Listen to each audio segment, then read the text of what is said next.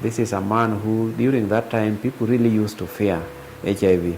And he braved the occasion in the 80s and said, yes, HIV does not exist in laboratories or in monkeys or in forests. The H in HIV exists in human beings, and I'm here called Joe Muriuki, and I'm living with the virus.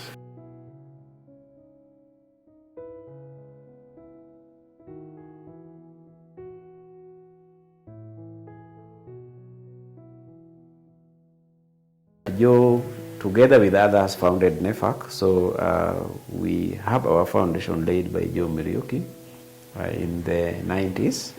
And it means that the structures that came up, including the secretariat that today I lead, was put in place by people like Joe, and Joe himself played a significant role. So we have lost an employer.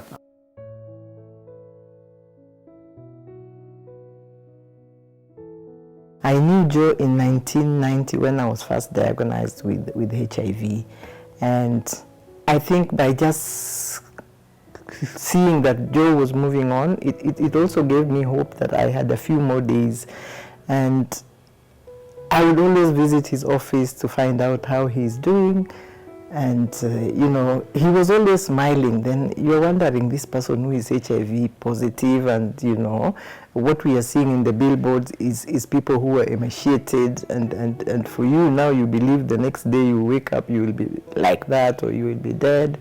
But then we always looked upon him to see, okay, if he's alive, then I think we also have a few more days to go.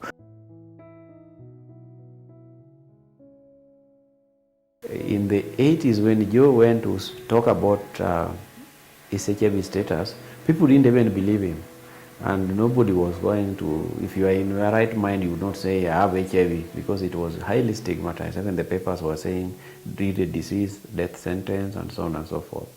So for Joe to have come up and say, yes, I'm Joe Muriuki, and I have HIV, was a game changer, because that is the first time the country acknowledged that, yes, we have HIV in this country. Joe was the first person to be appointed in the HIV tribunal to actually look at the issues of people living with HIV, because all of us were in denial then, and there is no way you would go before court that talk about HIV status, because you had not disclosed to your parents, to your spouse, to your children.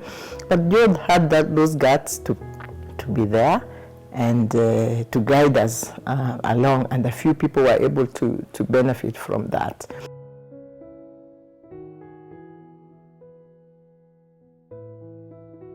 Joe himself, when we talked to him, he said that, first of all, not even the stigma, the deaths. You know, we are dealing with AIDS, we are not dealing with HIV. And they would be supported by UNICEF to meet 30 leaders from across the districts of Kenya. And because there was no mobile phone, there was no WhatsApp, you have no way of finding out how each other is doing.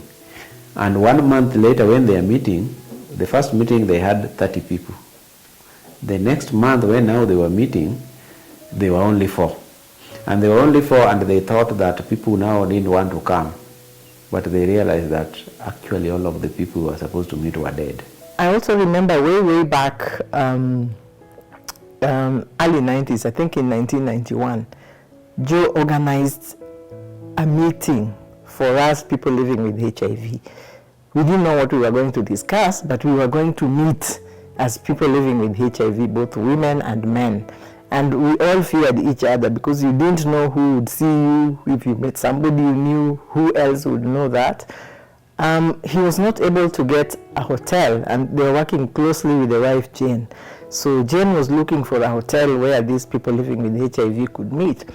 We could not find. So eventually they found a home, and I remember we actually cooked ourselves. We cooked meat, we cooked chicken, we cooked vegetable. I think at one point even the vegetable got burnt because everybody was cooking. And really this was a way of Joe bringing us together to say that we can actually work together as people living with HIV, even as much as we have a little more days to go before we can die.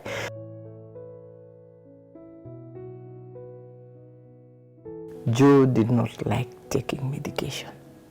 But eventually he said, no, if I don't do this, other people who look at me to be their leader will not do the same. And therefore we lose people. So Joe said, no, I'm going to take medication after a long, long time. And that is how everybody else now believes that, okay, Joe is getting better, he has taken his medication, and we must lobby for more of this medication.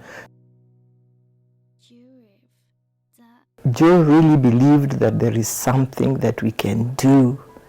And this something is not just gotten like that. You read, you network with people, you go outside your cocoon and see that how are these people doing this.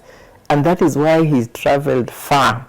He went everywhere. He went to England, he went to United States to just gather information so that it can help us.